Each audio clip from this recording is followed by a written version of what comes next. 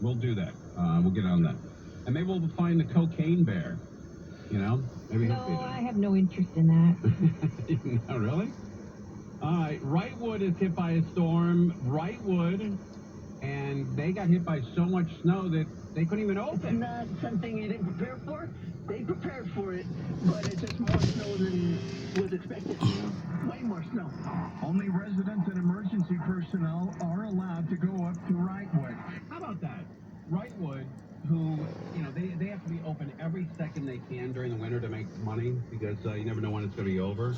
And the problem with Wrightwood this weekend, too much snow. How about that for a ski resort? The problem, too much snow. That's incredible. Alexander Plank says there's a lot of snow up there right now. That's right. It's just tough to get around. It's just simple.